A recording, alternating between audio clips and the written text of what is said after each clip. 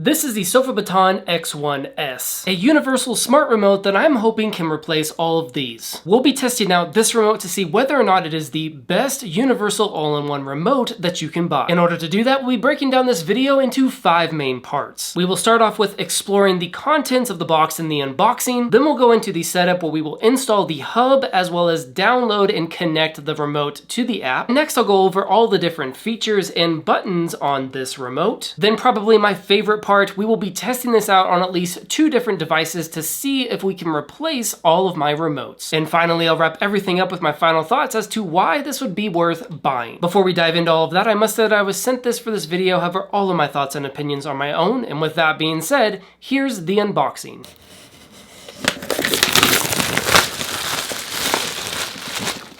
Inside of the box, we're going to be greeted with the user manual sitting here at the top. Underneath that is going to be the X1S. If we take this out of the box and remove some foam packaging, we are going to see a quick start guide, followed by all of our cords and our central hub. We have things like a power brick in here, some power cables, and of course our central hub that looks like this. The first part of our setup involves installing the Sofabaton hub. I've already plugged it in behind my TV cabinet, so all I have to do now is just plug it in on the device in the back. The next part of the install involves connecting the IR blasters to the hub. There are 2 little ports on the back and you just plug it in. Now with certain TV cabinets, you're going to have multiple different compartments and shelves, and that's why you need these IR blasters to project a signal to your different devices. I'm going to install one in this cubby here to connect to my NVIDIA Shield, and I'm hoping it'll be able to reach my TV. If not, I'll have to install a second one up here near the TV. There's a little sticky backing here, and you can place it anywhere near your devices as long as there is a direct line of sight to whatever you're trying to connect to. The next part of the process involves downloading the Sofabaton app and connecting the X1S to the hub. Once you create an account, you have to select your remote, and then you set up the hub. Then you press down and hold the button on the hub for 3 seconds. After the app is all set up and ready to go, the first thing we want to do is add devices to the hub. To do that, you click on this plus button here in the top right, and then you select your connection method.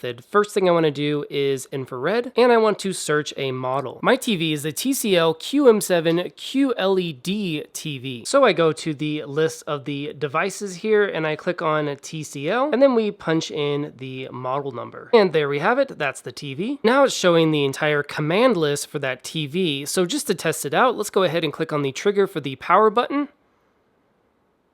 And would you look at that, the TV turns on by clicking on that button. Let's also test out the volume up button, and it looks like that button works as well. So now that we know that it connects and works to the TV, we can click on next, and we can name the device. I'll go ahead and keep it at TCL, and I like the icon of the TV, so I'll hit complete. It is now downloading and installing the code library to the X1S. Once it's finished, it shows complete, and there we have it listed in the device section of the hub. And if we go to the devices here on the Sofabaton X1S, we'll see that TCL is located there at the top. So now realistically, all of these different buttons should work on the TV. They do. Our up and down and over arrows are working. Our volume control and our mute buttons are also working. So that means we have full access to the controls of the TV. The second device I want to add is going to be my NVIDIA Shield. So I'll go ahead and click on the plus icon, and for this one we'll connect via Bluetooth. If I scroll down here, you'll see that we have NVIDIA Shield as an option. I'm going to go ahead and change the icon for this one to an N for NVIDIA. Then I'll hit complete, and once again it's downloading the code library. Because we're connecting via Bluetooth, we have to use the original NVIDIA Shield remote to add the Sofabaton X1S to Bluetooth within the settings. So I'll go ahead and do that now.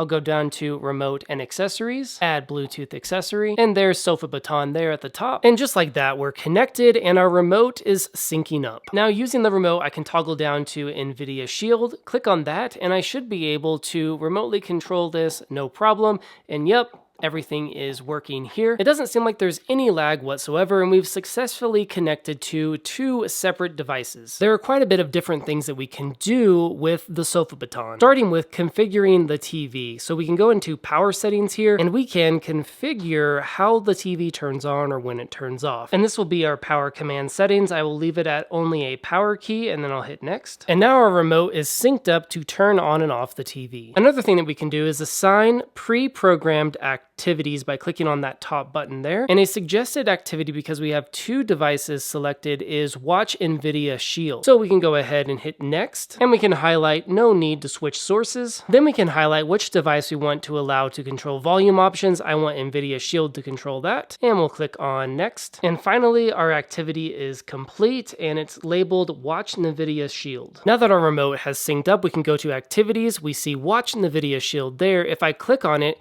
it should automatically turn on the TV and go straight to the NVIDIA Shield, and there you have it, it does. And now I can control the volume from the Shield. In reality, there's much more that you can do with this hub and remote. You only have 2 sources here, but you could also add a soundbar, you could add a PlayStation or an Xbox, and set up different activities based on whatever kind of devices you have in here. You also have unlimited options when programming the buttons of your remote. When it comes down to it, I'm very confident that the X1S can replace all of my different remotes. And when I get to the point of adding an Xbox or PlayStation or soundbar in the future, this is going to come in handy. I love that you have the ability to hook up infrared devices as well as Bluetooth and Wi-Fi. And the fact that you can replace up to 50 remotes or 50 devices with this single remote is pretty incredible. The customization options are endless. Not to mention you get a very satisfying scroll wheel, and it also wakes up when you lift the remote. So if you're looking for a new all-in-one smart remote solution to replace all of your different TV remotes, then I highly recommend checking out the Sofabaton